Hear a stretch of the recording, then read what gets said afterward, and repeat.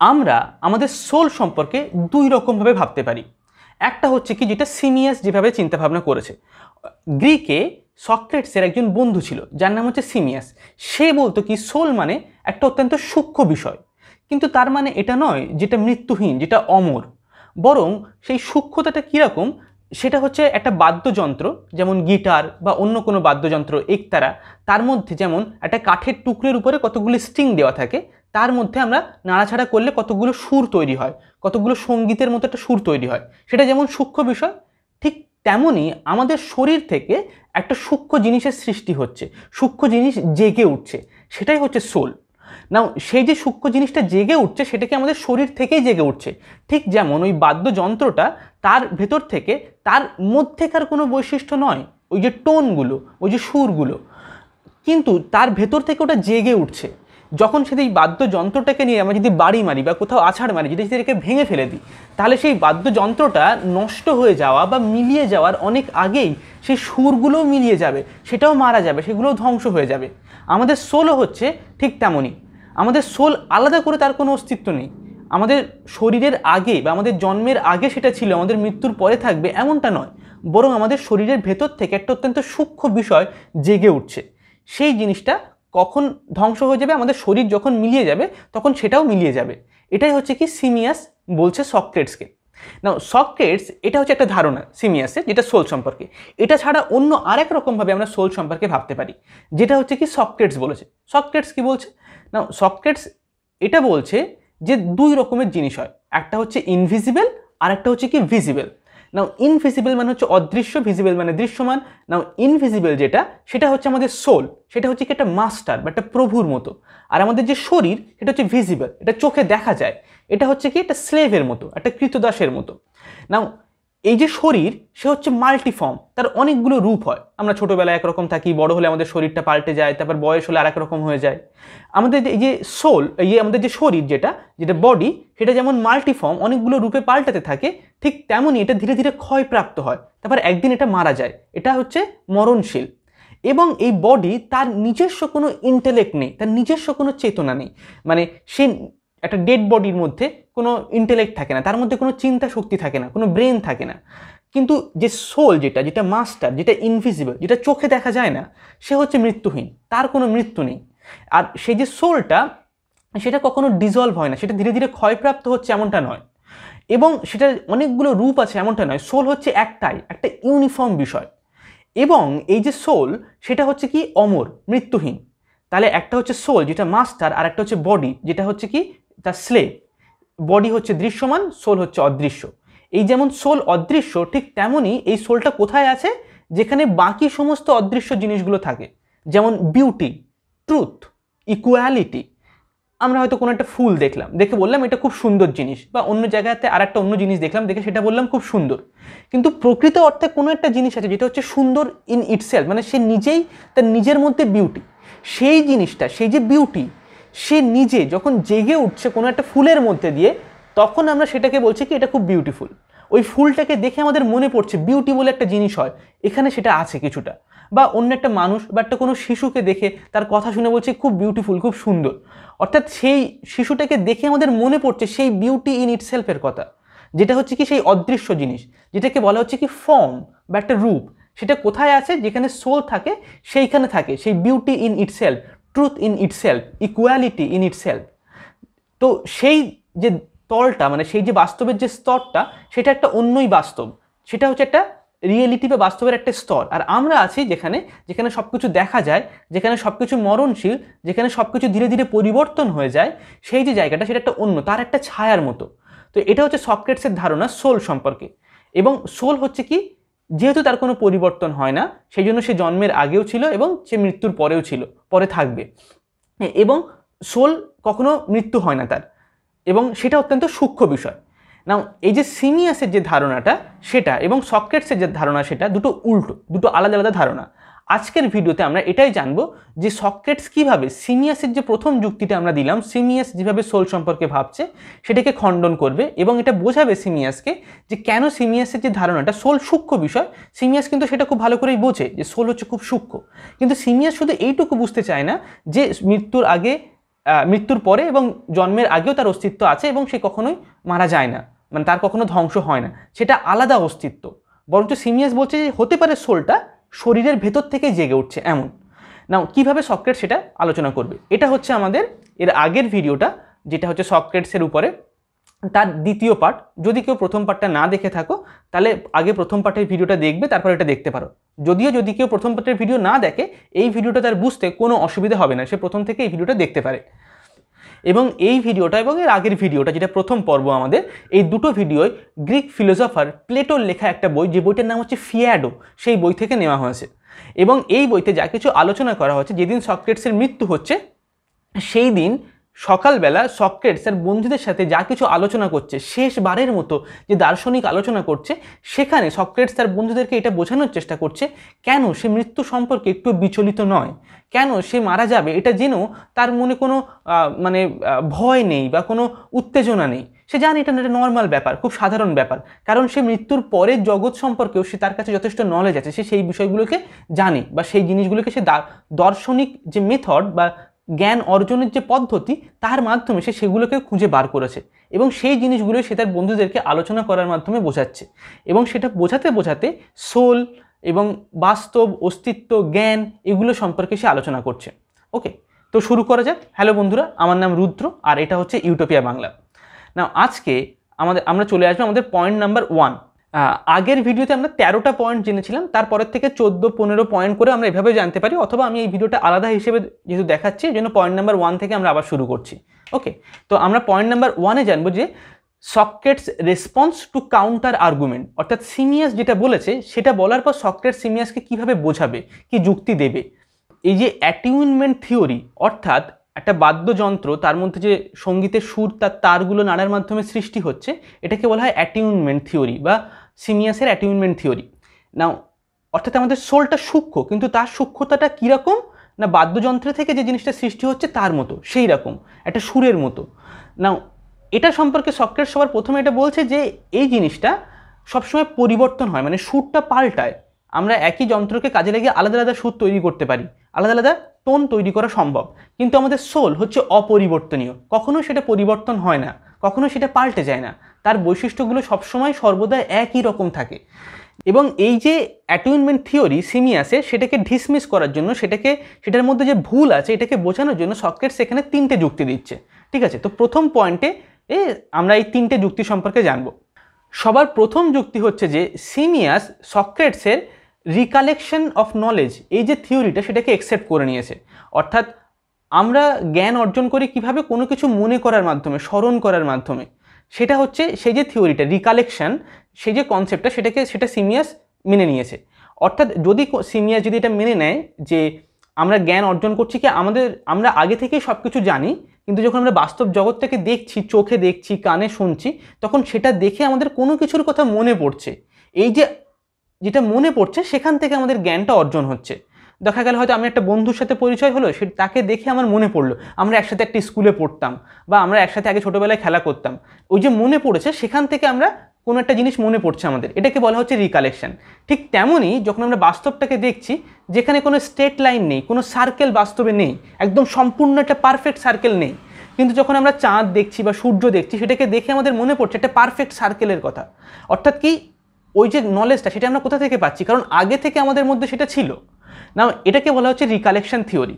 নাও এটা সিমিয়াস এই রিকালেকশন থিওরিটাকে মেনে নিয়েছে, কিন্তু যে অ্যাটিউনমেন্ট থিওরি, অর্থাৎ যে বাদ্যযন্ত্রের যে যুক্তিটা, সেখানে কি সেই টোনটা, সেটা বাদ্যযন্ত্রটা তৈরি হওয়ার পরে আসে, তার সুরটা। কিন্তু যদি আমাদের সোল তার আগে থেকে নলেজ থাকে, তার মানে সোলের অস্তিত্ব আগেও ছিল, অর্থাৎ জন্মের আগে সোল ছিল, তখন তার জ্ঞান ছিল, এবং এখন এই জীবনে এসে সে ভুলে গেছে, জগৎটাকে দেখে সে সেটাকে মনে করছে, সেটাকে রিকালেক্ট করার চেষ্টা করছে, সেই জ্ঞানগুলোকে স্মরণ করার চেষ্টা করছে। যদি সেই জ্ঞানটা একটা স্মরণ করার পদ্ধতি হয়, তার মানে কি সোলের অস্তিত্ব আগে ছিল, সেই জন্য সে সেখানকার সেই আগে যে সমস্ত জ্ঞান ছিল সেটাকে সে এখন স্মরণ করতে পারছে। অর্থাৎ অ্যাটিউনমেন্ট থিওরিতে কি হচ্ছে, যে টোনটা সেটা অনেক পরে তৈরি হচ্ছে, সেই বাদ্যযন্ত্রটা তৈরি হওয়ার পরে আসছে, তার আগে থেকে সেটা ছিল না। ওকে, তো এই ক্ষেত্রে কি একটা ভুল, এটা হচ্ছে প্রথম যুক্তি সক্রেটসের। সক্রেটসের 2 নম্বর যুক্তি, যেটা সাহায্যে সিমিয়াসের অ্যাটিউনমেন্ট থিওরিটা যে ভুল সেটা প্রমাণ করছে কিভাবে। সক্রেটস বলছে আমাদের সোল হচ্ছে মাস্টার বা রুলার, যে অন্যদের উপরে মানে সব কিছু কন্ট্রোল করতে পারে, যে পরিচালনা করতে পারে, যে হচ্ছে মালিক আর কি। আর আমাদের শরীরটা হচ্ছে স্লেভ। কারণ যখন আমাদের শরীরের খিদে পায়, যখন তার অনেক কষ্ট হচ্ছে বা অন্য কোনো শারীরিক চাহিদা আছে, আমাদের সোল যদি সে চায় তাহলে শরীরের পথটাকে বিমুখ করে দিতে পারে। খিদে পাচ্ছে কিন্তু না খেয়েও আমরা থাকতে পারি, আমাদের সোল যদি অনেক স্ট্রং হয়। কোনো একটা চাহিদা আসছে, একটা ক্রেভিং আসছে, কিন্তু আমাদের সোল যদি শক্ত হয়, মানে সে যদি শক্তিশালী, নিজেকে যদি অভ্যাস করতে থাকে, তাহলে সে চাইলে শরীরটাকে অন্য পথে পরিচালনা করতে পারে। অর্থাৎ সোল শরীরকে পরিচালনা করতে পারে, শরীরের উপরে তার অধিকার আছে।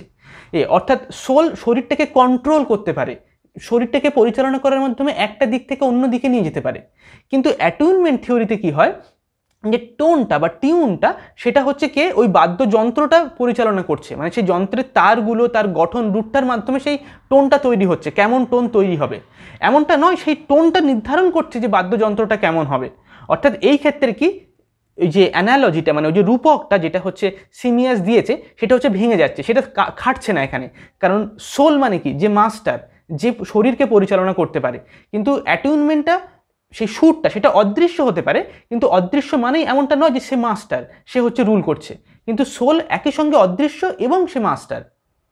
অর্থাৎ সিমিয়াসের এই অ্যাটিউনমেন্ট থিওরিতে এখানে কি হচ্ছে, প্রথমে আসছে বাদ্যযন্ত্রটা, তারপর সেই টোনটা তৈরি হচ্ছে। কিন্তু এই ক্ষেত্রে কি, সোলটা প্রথমে আসছে, কারণ শরীরের যখন খিদে পাচ্ছে, তার যখন জল তেষ্টা পাচ্ছে, তার যখন অলসতা লাগছে, সেটাকে সেই পথ থেকে সরিয়ে আনতে পারে সোল। সোলের কাছে সেই ক্ষমতাটা আছে, সে সরিয়ে আনুক বা না আনুক, তার কাছে সেই ক্ষমতা, সেই পাওয়ারটা আছে। কিন্তু সিমিয়াসের সেই অ্যাটিউনমেন্ট থিওরিতে এখানে যে টোনটা বা টিউনটা তৈরি হচ্ছে, সে রুলার নয়।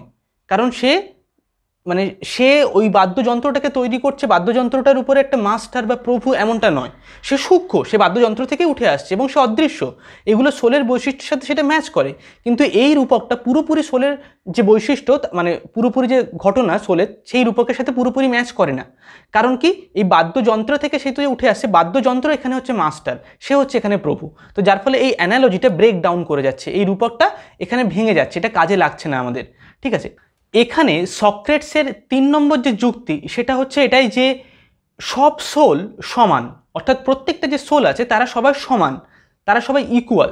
তাদের মধ্যে এমনটা নয় যে কোনো সোল একটু বেশি বেটার আর কোনো সোল একটু কম ভালো, কোনো সোল একটু বেশি ভালো কোনোটা কম ভালো, এমনটা নয়। সক্রেটসের পুরো যে থিওরিটা বা পুরো যে মানে ফিলোসফিটা, তার মধ্যে কিন্তু সমস্ত সোলটা সমান, প্রত্যেকটা সোল ইকুয়াল। আর এই জিনিসটাকে যদি পুরো সক্রেটসের যে থিসিস তার থেকে বাদ দেওয়া হয়, তাহলে পুরো থিওরিটা দাঁড়াবেই না, কারণ এটা অত্যন্ত গুরুত্বপূর্ণ অংশ। এবং সিমিয়াস যে অ্যানালজিটা দিচ্ছে এখানে, যে অ্যাটিউনমেন্ট থিওরিটা দিচ্ছে, সেখানে কিন্তু এমনটা নয় যে সমস্ত টোন বা যে বাদ্যযন্ত্র থেকে যে সুরগুলো তৈরি হচ্ছে সেগুলো সব সমান বা ইকুয়াল, এমনটা নয়। যার ফলে এখানেও তৃতীয়বারের জন্য যে অ্যাটিউনমেন্ট থিওরিটা সিমিয়াসে, সেটা ব্রেক ডাউন করে যায়, সেটা ভেঙে যায়, সেটা নষ্ট হয়ে যায়, সেই থিওরিটা আর কাজে লাগে না। এছাড়া সক্রেটস এটাও বলছে যে আমাদের যে সোল সেটা হচ্ছে কি, মানে এটা জীবন যেমন মৃত্যুতে চলে যায়, ঠিক তেমন মৃত্যু থেকেও জীবন উঠে আসে।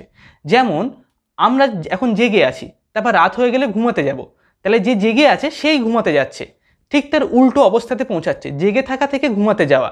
আবার যে ঘুমিয়ে পড়ছে সেই কিন্তু জেগে ওঠে, যে জেগে আছে সে তো জেগে আছে, যে ঘুমিয়ে আছে সে কিন্তু সেই ঘুমের মধ্যে চিরকাল থেকে যাচ্ছে এমনটা নয়, সেখান থেকে ভেঙে গিয়ে ব্রেক হয়ে উল্টো পথে সে জেগে উঠছে। আর যে জেগে আছে সে চিরকাল অসীম সময়ের জন্য যে জেগে আছে এমনটা নয়, সে ব্রেক হয়ে সে ঘুমাতে যাচ্ছে। অর্থাৎ জেগে থাকা আর ঘুম দুটো হচ্ছে উল্টো বিষয়, কিন্তু একটা আর একটার অভিমুখে চলে যাচ্ছে, সেটা চিরকাল একই সরলরেখায় যাচ্ছে না। ঠিক তেমনই আমাদের যে জন্ম, আমরা যে বেঁচে আছি, কোনো একটা সময় আমরা মৃত্যুতে চলে যাব, আবার সেই মৃত্যু থেকেই কিন্তু জীবনটা উঠে আসবে। তাহলে মানে ডেড থেকে লাইফ অ্যারাইভ হচ্ছে, ডেড জিনিসটা থেকে জীবন উঠে আসছে, আর যা কিছু জীবিত সেখান থেকেই হচ্ছে কি লাইফ, মানে ডেড যেটা যেটা কিছু মৃত সেটা উঠে আসছে। অর্থাৎ যেমন বস্তু বা ম্যাটার বা এককোষী অ্যামিবা যা ছিল, সেখান থেকে ধীরে ধীরে সব কিছু মেটেরিয়াল ছিল, সেখান থেকেই কিন্তু প্রাণটা উঠে এসছে। যদি আমরা এটাকে খেয়াল করি তাহলে আমরা দেখতে পাবো, অর্থাৎ ডেড জিনিস থেকে লাইফ উঠে আসতে পারে, আর লাইফটা ডেডের দিকে চলে যায়, আমরা সবাই একদিন মারা যাব। এখানে সক্রেটস এটা বলতে চাইছে, যারা মারা যাচ্ছে এবং তারপরে যখন জীবন তাদের আবার শুরু হচ্ছে, সেই মারা যাওয়া এবং জীবন শুরু হওয়া, তার পরবর্তীতে তারা যখন আবার জীবনে ফিরে আসছে বা আবার পরে জীবন শুরু হচ্ছে, তার মাঝখানের যে অংশটুকু সেটা তারা সেই সময়ের জন্য সেই সোলটা কোনো একটা জায়গাতে থাকে, কোনো একটা অবস্থানে সে থাকে। অর্থাৎ কোনো একজন মানুষ মারা গেল, তারপর সে আবার জীবনে ফিরে আসলো, সেই ডেড পিপলটা, কিন্তু সেই ফিরে আসার আগে আর মারা যাওয়ার পরে সেই সময়ের জন্য সেই সোলটা কোনো একটা জায়গাতে থাকে। সেটা নিয়ে সক্রেটস একটু পরে আলোচনা করবে। তার আগে আমরা চলে আসবো আরও কতগুলো বিষয়, কোথায় সেই জায়গাটাতে থাকে সেটা নিয়ে সক্রেটস একটু পরে বলবে। সেখানে হচ্ছে হ্যাডেস বলে একটা জায়গা হয়, যেটার জন্য সক্রেটস এত বেশি মানে শিওর, তার মৃত্যুতেও সে একটু বিচলিত নয়, সেই জিনিসটাতে এত বেশি বিশ্বাস করে সক্রেটস। ওকে, তবে সেই বিষয়ে আলোচনা করার আগে আমরা আমাদের দ্বিতীয় পয়েন্টে চলে আসবো।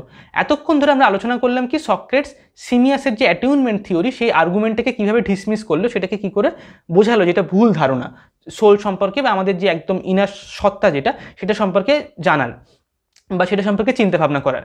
এবার আমরা আমাদের দ্বিতীয় পয়েন্টে চলে আসবো, সেটা হচ্ছে মাইন্ড অ্যান্ড রিয়েলিটি। অর্থাৎ মন এবং বাস্তব, এই দুটোর মধ্যে একটা সম্পর্ক আছে। এই যে আমরা জ্ঞান অর্জন করছি, আমরা কিছু জানার চেষ্টা করছি, এইখানে বাস্তবটাকে আমরা মনটাকে কাজে লাগিয়ে বোঝার চেষ্টা করছি, সেটা সোল হোক, জীবন হোক, মৃত্যু হোক বা অন্য যে কোনো কিছু হোক। তো এই দুটোর মধ্যে সম্পর্ক কি, এটা হচ্ছে আমাদের দ্বিতীয় পয়েন্ট আজকের ভিডিও। এই যে মাইন্ড আর রিয়েলিটি, এটা সম্পর্কে সক্রেটস বলছে যখন আমরা 1 + 1 = 2 এই হিসেবটা যখন আমরা করছি, একের সঙ্গে এক যোগ করে যখন 2 হচ্ছে, তখন আমরা কি দেখছি, মানে কোন একটা প্রথম একটা পরিবর্তন হয়ে গিয়ে 2টা তৈরি করছে, নাকি দ্বিতীয় একটা থেকে 2টা তৈরি হচ্ছে, নাকি দুটো এক যোগ হচ্ছে বলে এই যোগের কারণে 2টা আসছে। অর্থাৎ প্রথম একের সঙ্গে দ্বিতীয় একটা যোগ হচ্ছে সেই জন্য 2 আসছে, নাকি দ্বিতীয় একটাই পরিবর্তন হয়ে গিয়ে 2 আসছে, নাকি এই যোগ যে প্লাস করছি সেটা হচ্ছে কারণ যার ফলে 2টা তৈরি হচ্ছে। এটা হচ্ছে কি সক্রেটসের একটা প্রশ্ন, যে বাস্তবটাকে আমরা কিভাবে দেখছি, যে আমরা 1 1 যোগ করে 2 পাচ্ছি যখন আমরা হিসাব করছি কোনো জিনিসকে। না, এখানে সক্রেটস বলছে যে যখন সে ছোট, মানে অনেক ইয়ং বয়সে ছিল, ছোট না মানে যখন ইয়ং এজ ছিল তখন সে একটা ফিলোসফি শুনেছিল। কার ফিলোসফি না, অ্যানাক্সাগোরাস বলে। সক্রেটসের আগেও অনেক ফিলোসফারের জন্ম হয়েছে অ্যানসিয়েন্ট গ্রিকে, যাদেরকে বলা হয় কি প্রি সক্রেটিক ফিলোসফার। এবং সক্রেটস যখন আসে তখন সেই প্রি সক্রেটিক সমস্ত ফিলোসফিগুলো পাল্টে গিয়ে নতুন ধরনের একটা দার্শনিক আলোচনা, নতুন ধরনের কিছু ধারণা তৈরি হয়, যার ফলে আমরা পুরো ফিলোসফির হিস্ট্রিটাকে 2 ভাগে ভাগ করে নিই, প্রি সক্রেটিক ফিলোসফি আর পোস্ট সক্রেটিক ফিলোসফি। আর সক্রেটসের পরে তারপর আরও অনেক পরে ধীরে ধীরে রেনেসাস এরা, তারপর মডার্ন এরা চলে আসে, আর এখন আমরা পোস্ট মডার্ন এরাতে আছি, মানে দর্শনের এক একটা ভাগ ইতিহাসে। নাও, তো সক্রেটস যখন ইয়ং ছিল তখন সে অ্যানাক্সাগোরাস বলে একজন ফিলোসফার গ্রিকের, তার থেকে এটা শিখেছিল যে অ্যাকচুয়ালি এই প্রথম এক বা দ্বিতীয় এক বা এই যোগ এর কোনোটাই কারণ নয় এই 2টা তৈরি হওয়ার পিছনে যখন আমরা যোগটা করছি, বরং আমাদের মাইন্ড হচ্ছে কারণ। অর্থাৎ আমাদের মন সে কি করে, সে বাস্তবটাকে দেখে সেটাকে সাজায় বিভিন্ন অর্ডারে, বিভিন্ন রূপে সে সেটাকে সাজায়, কোনো একটা জিনিসকে আগে, কোনো একটা জিনিসকে পরে, কোনোটাকে কারণ হিসেবে দেখে, কোনোটাকে তার ফলাফল হিসেবে দেখে, কোনোটাকে একটা যুক্তি হিসেবে গ্রহণ করে, কোনোটাকে হচ্ছে যুক্তিহীন হিসেবে দেখে। এই বাস্তবটাকে সাজাচ্ছে কে না, আমাদের মন। তাহলে এই 1 + 1 = 2, এই 2 তৈরি হওয়ার পিছনে কারণ প্রথম এক বা দ্বিতীয় এক বা এই যে যোগ এর কোনোটাই নয়, বরং আমাদের মন। এবং সক্রেটস বলছে যে সে যখন ইয়ং ছিল তখন এই ফিলোসফিতে খুব বিশ্বাস করত এবং সে মনে করতো আমাদের মাইন্ডই হচ্ছে সব কিছুর সেন্টারে আছে, সব কিছুকে সে জগৎটাকে বোঝার চেষ্টা করছে বা সেই জগৎটাকে সাজাচ্ছে। কিন্তু পরবর্তীকালে সক্রেটস এই ধারণাতে বিশ্বাস করা বন্ধ করে দেয় এবং সে একটা অন্য যুক্তি বা একটা অন্য ধারণাতে সে মানে বিশ্বাস করতে শুরু করে। সেটা কি, কোনো কিছুর কারণ আমরা 2 রকমভাবে ভাবতে পারি। সক্রেটস বলছে যে অ্যানাক্সাগোরাসের যে মতামতটা, যে আমাদের মাইন্ড হচ্ছে সমস্ত কিছুর পিছনে কারণ, তার রিজন হচ্ছে মাইন্ড থেকে সমস্ত জিনিস তৈরি হয়, সব কিছু সাজায় বাস্তবটাকে। কিন্তু সক্রেটস বলছে এমনটা নয়। আগে আমি এটা বিশ্বাস করতাম, কিন্তু এটা অ্যাকচুয়ালি ভুল ধারণা। বরং এখানে 2 ধরনের জিনিস আছে। একটা হচ্ছে কি কারণ বা রিজন, যে কেন আমরা বেঁচে আছি বা আমাদের সোল কি মৃত্যুর পরে বেঁচে থাকবে, তার মানে মৃত্যুর পরে তার অস্তিত্ব থাকবে, তার কারণ কি, বা জন্মের আগে আমাদের সোল ছিল তার কারণ কি। এই যে কারণ, সেটা একটা জিনিস। আর একটা হচ্ছে অন্য জিনিস, যেটা ছাড়া এই কারণটা কারণ হিসেবে কখনো বেঁচে থাকতেই পারতো না, মানে কারণের অস্তিত্ব থাকতো না। একটা হচ্ছে সমস্ত কিছুর একটা কোনো কারণ আছে, আর একটা হচ্ছে অন্য জিনিস। সেটা কি, সেটা হচ্ছে কি সেটা না থাকলে কারণ জিনিসটাও থাকতো না, মানে কারণের অস্তিত্বটা সেই জিনিসটার উপরে নির্ভরশীল। সেই জিনিসটা আর এই কারণ, এই দুটো হচ্ছে আলাদা বিষয়, যেটা কারণের থেকেও বেশি গুরুত্বপূর্ণ। সেই যে জিনিসটা সেটা কি, সক্রেটস সেই জিনিসটাকেই হচ্ছে প্রকৃত বাস্তব বা প্রকৃত যে রিয়েলিটি সেটা হিসেবেই বোঝার চেষ্টা করছে বা বলার চেষ্টা করছে আমাদেরকে। সেই যে জিনিসটা যেটা ছাড়া কারণ হিসেবে কখনো থাকতে পারে না, সেটা সম্পর্কে সক্রেটস নিজের মাইন্ডটাকে ধীরে ধীরে এই কারণ খোঁজার মাধ্যমে সেই জিনিসটার দিকে এগিয়ে যাওয়ার চেষ্টা করছে। সেই জিনিসটা কি এটা সম্পর্কে সক্রেটস আমাদেরকে এবার বোঝাবে, যেটা হচ্ছে আমাদের point number 3, the image and the original, ছবি এবং প্রকৃত বাস্তব। না, সক্রেটস বলছে যে যদি আমরা সূর্যের দিকে চোখ মেলে তাকাই তাহলে কি হবে, আমাদের চোখটা অন্ধ হয়ে যাবে। সেই জন্য আমরা কখনো সূর্যের দিকে চোখ মেলে তাকাই না, আমরা অন্য জিনিসের দিকে দেখি। আর যদি সূর্যকে দেখার ইচ্ছা হয় তখন আমরা কোথায় দেখি, জলের মধ্যে সূর্যের যে ছায়া পড়েছে সেখানে আমরা দেখি। সেটা হচ্ছে ছবি, সেটা হচ্ছে কি একটা ইমেজ। সেই ইমেজটাকে দেখার মাধ্যমে প্রকৃত সত্য যেটা অ্যাকচুয়ালি সূর্য, সেটাকে আমরা দেখতে পাই। ঠিক তেমনই এই যে মানে চারিদিকে যে জগৎটা পৃথিবী, সেটা হচ্ছে অনেকগুলো ইমেজ দিয়ে তৈরি। যদি আমরা ডিরেক্টলি সেই যে কারণ ছাড়া অন্য যে আর একটা জিনিস আছে, যেটা ছাড়া কারণ কখনোই তার অস্তিত্ব থাকতে পারতো না, সেই জিনিসটা, সেই অন্য জিনিসটা, সেটার দিকে যদি আমরা সোজাসুজি তাকানোর চেষ্টা করি বা বোঝার চেষ্টা করি, তাহলে আমাদের সোলটাও হচ্ছে তেমন ব্লাইন্ড হয়ে যাবে, অন্ধ হয়ে যাবে। আমাদের সোল এখন যে অবস্থায় আছে সে আর সহ্য করতে পারবে না সেই সত্যটা বা সেই ট্রুথটা, সেটা মানে আমাদের সোলটাকে পুরোপুরি ব্লাইন্ড করে দিতে পারে। সেই জন্য পুরোপুরি সেই সোজাসুজিভাবে সেই যে ট্রুথ, সেই যে সত্য, সেটার দিকে না তাকিয়ে বা সেটাকে জানার চেষ্টা না করে বরং তার যে ছবি বা ইমেজ সেগুলোকে বোঝার চেষ্টা করা। বাস্তবটাকে আমরা যখন দেখছি তখন এই বাস্তবটাকে এই জগৎটাকে পরীক্ষা নিরীক্ষা করার মাধ্যমে, এই জগৎটাকে বোঝার মাধ্যমে, সেটা যে ছবি সেই ছবিগুলোকে দেখার মাধ্যমে সেই প্রকৃত সত্যটাকে আবিষ্কার করা। ঠিক যেমন আমরা যদি সূর্যকে দেখতে চাই তাহলে কোনো একটা মিডিয়াম বা কোনো একটা আধারের উপর নির্ভর করে দেখি। সূর্যকে দেখছি কোথায়, জলের উপরে তার ছায়া পড়ছে, সেখানে একটা মানে আয়নার মতো একটা স্তর তৈরি হয়েছে, একদম স্থির জল, সেখানে সূর্যের যে ছায়াটা পড়ছে সেখানে আমরা দেখছি সূর্যটাকে। এই জলটা হচ্ছে কি মিডিয়াম। ঠিক তেমনই এই অ্যাকচুয়াল যে সত্যটা, মানে যেটা হচ্ছে কারণ ছাড়াও অন্য আর একটা জিনিস, যেটা ছাড়া কারণের অস্তিত্ব থাকতে পারতো না, সেটাকে আমরা কোথায় দেখতে পাবো, সেটাকে সোজাসুজি আমরা ডিরেক্টলি দেখতে পাবো না, বরঞ্চ সেটা কোনো একটা মিডিয়ামের মাধ্যমে দেখব, কোনো একটা আধারের মাধ্যমে দেখব। সেই আধারটা কি এই জগতেই আছে। যখন আমরা কোনো একটা সুন্দর জিনিসকে দেখছি, দেখে বলছি এটা বিউটিফুল, ওই যে জিনিসটা সেটা হচ্ছে সেই আধারটা। যখন দুটো লাঠির টুকরোকে আমরা দেখছি, দেখে বলছি দুটো লাঠির টুকরো না সমান, এই যে লাঠির টুকরো দুটো, এটা দুটো হচ্ছে বস্তুগত জিনিস। এটার মাধ্যমে, এটাকে দেখার মাধ্যমে এই মিডিয়ানের মধ্যে দিয়ে আমরা সেই ট্রুথের দিকে ধীরে ধীরে পৌঁছাচ্ছি, যেটা হচ্ছে কি ইকুয়াল ইন ইটসেলফ, সেই সমান সেটা নিজের মধ্যেই। এবার আমরা চলে আসবো পয়েন্ট নাম্বার 4। এই পয়েন্ট নাম্বার 4 হচ্ছে কি the virtue of the thing in itself. মানে থিং ইন ইটসেলফ মানে কোনো জিনিস তার মধ্যে, সেটা কোনো জিনিসের ভিতরকার যে সত্তাটা সেটা থিং ইন ইটসেলফ। আর ভার্চু মানে হচ্ছে কি একটা বৈশিষ্ট্য বা গুণাবলী। ঠিক আছে না, এখানে সক্রেটস বলছে যে আমরা জগতে অনেক কিছু দেখি যেগুলোকে আমরা বলতে পারি খুব সুন্দর বা বিউটিফুল। কোনো একটা জিনিসকে দেখে আমি বলছি এটা বিউটিফুল, কিন্তু কেন এটাকে আমরা বিউটিফুল বলছি? এই কারণে নয় যে এই জিনিসটা প্রকৃত অর্থে বিউটিফুল, বিউটি ইটসেলফ, বরং এই জিনিসটা এবং অন্য আরেকটা জিনিস যেটাকে দেখে আমরা বলছি বিউটিফুল, এবং অন্য আরেকটা জিনিস যেটাকে দেখে আমরা বলছি বিউটিফুল, তারা কোনো একটা বৈশিষ্ট্য আছে যেটা হচ্ছে কমন। যদি আমরা একটা ফুল দেখে বলি বিউটিফুল, তাহলে সেই ফুলের অনেকগুলো বৈশিষ্ট্য আছে।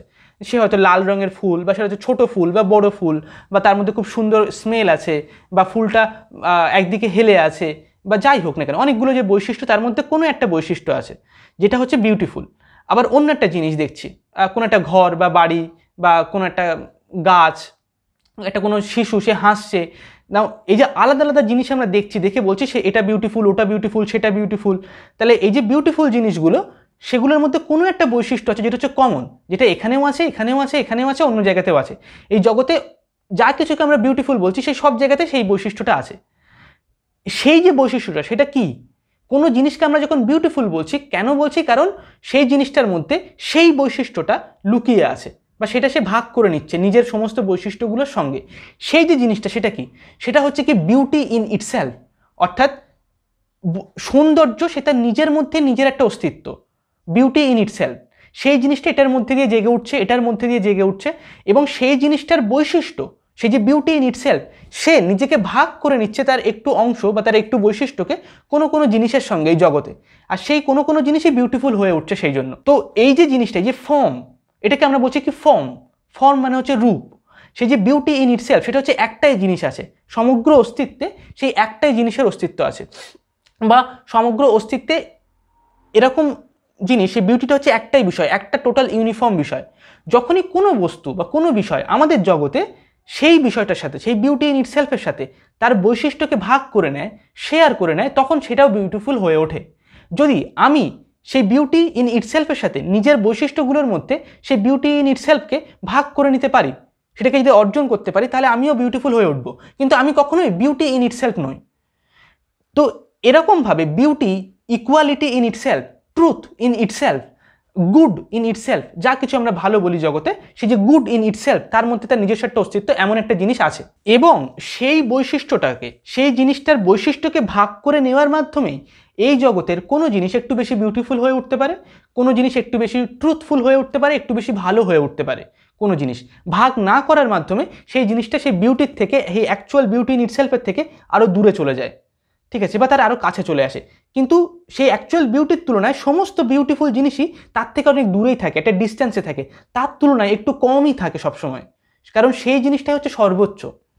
ওকে, তো এটাই হচ্ছে কি সক্রেটিস বলতে চাইছে। এরপরে আমরা চলে আসবো আমাদের পয়েন্ট নাম্বার 5-এ। আমাদের পয়েন্ট নাম্বার 5 হচ্ছে the opposite and the opposite itself. Okay, অর্থাৎ একটু আগে আমরা আলোচনা করেছিলাম যে দুটো জিনিস, দুটো বিপরীত জিনিস, তারা একটা আরেকটার মধ্যে থেকে উঠে আসে। যেমন আমরা জেগে আছি, ওয়েকিং যে স্টেট, সেটা কোনো একটা সময় স্লিপিং স্টেটে চলে যায়, তার ঠিক অপোজিট, মানে তার ঠিক উল্টো অবস্থাতে। আর যেটা স্লিপিং স্টেট, আমরা যখন ঘুমিয়ে থাকি, সেটা চলে যায় কি, সেখান থেকে আবার জেগে উঠি আমরা, তার ঠিক উল্টো অবস্থাতে আমরা যাই। দুটো উল্টো জিনিস একে অপরের দিকে যেতে পারে বা চলে যায়। এই যে জিনিসটা, সেটার ক্ষেত্রে আরেকটা জিনিস হচ্ছে, সেটা হচ্ছে কি দ্য অপোজিট ইন ইটসেলফ। অর্থাৎ এই যে জগতে যখন কোনো একটা বস্তু আমরা দেখছি, তার মধ্যে কিছু বৈশিষ্ট্য আছে, হয়তো কোনো একটা জিনিস ছোট বা হচ্ছে অনেক লম্বা, বা তার উচ্চতা অনেক কম, বেটে অনেক জিনিস, কোনো একটা মানুষের হয়তো উচ্চতাটা, আর কেউ হয়তো অনেক লম্বা, ঠিক আছে, বা কেউ হয়তো ছোট, বা কেউ হয়তো শরীরের দিক থেকে বড়। এই যে ছোট জিনিস বড়তে পরিণত হতে পারে, আবার যে অনেক বড় বা মোটা, সে কোনো একদিন সরু বা ছোট হয়ে যেতে পারে, ঠিক আছে। অর্থাৎ আমরা যখন বলি কেউ একজন অনেক বড়, তুই তো আজকাল অনেক টাকা পয়সা রোজগার করে নিচ্ছিস, অনেক বড় লোক হয়ে গেছিস, তার মানে কি সে আগে গরিব ছিল, তার উল্টো অবস্থা থেকে সে এখানে এসছে। আর এখন তোর কাছে একদম টাকা পয়সা থাকে না, তুই তো একদম গরিব অবস্থা হয়ে গেছে, তার মানে আগে সে বড় লোক ছিল, এখন সে গরিব অবস্থাতে। দুটো উল্টো জিনিস একে অপরের থেকে উঠে আসে।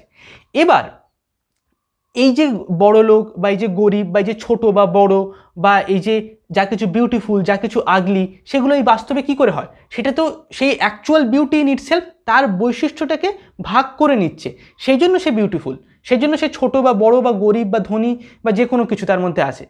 না, সেই অ্যাকচুয়াল জিনিসটা, সেই থিং ইন ইটসেলফের বৈশিষ্ট্যটাকে ভাগ করে নেওয়ার মাধ্যমে যখন সে সেই জিনিস বৈশিষ্ট্যটাকে ভাগ করে নিচ্ছে না, তখন সে তার উল্টো অবস্থাতে চলে যাচ্ছে।